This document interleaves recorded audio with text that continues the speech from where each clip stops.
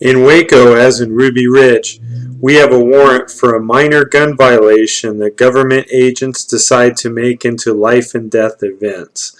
Life and death events that can make safe surrender unknown and may even bring lethal and legal self-defense into question, such as when Kevin Harris's legal self-defense killing of U.S. Marshal Michael Deegan in Ruby Ridge. About a year after the Ruby Ridge siege, we had the Waco siege.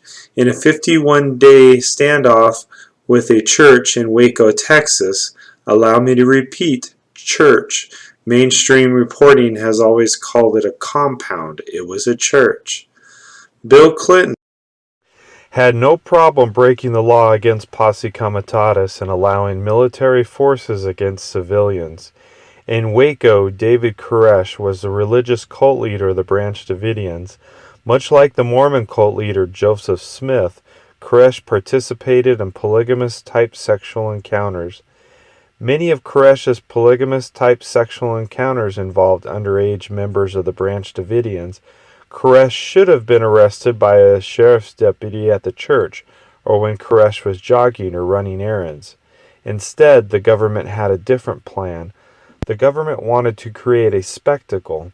The official story was that they came to serve an arrest warrant to David Koresh and a search warrant for a, quote, unlawful possession of a destructive device. What destructive device was the government referring to? The Davidians had a side business where they converted semi-automatic weapons to fully automatic weapons, which was fully legal to do in Texas. The Davidians had fallen behind on a tax that is due when you convert semi-automatic weapons to fully automatic weapons. What should have been an IRS tax matter became a military operation. The Branch Davidians had no criminal history and didn't pose a threat just because they had a business that involved high-powered weapons. My best guess of the government's true motives were that they wanted to send a message to gun owners with high-powered weapons and that people that believed to be different or on the fringe of society were the best examples to garner support for their message.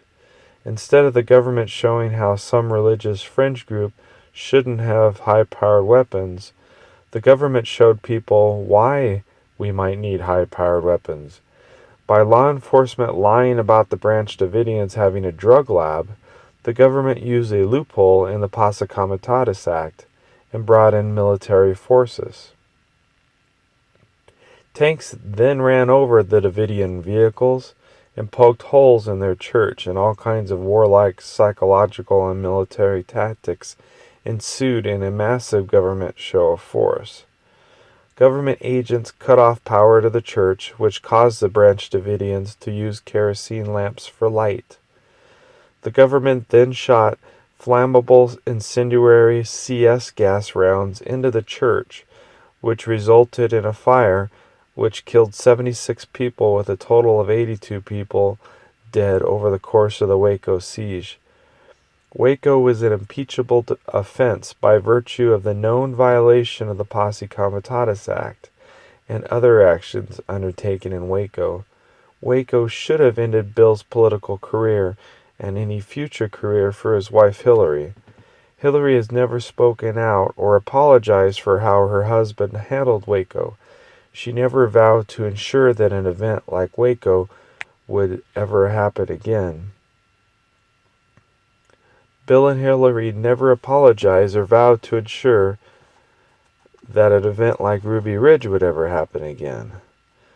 No criminal or civil cases resulted from Waco, as Bill and Hillary let the government blame the Waco fire on the Branch Davidians themselves.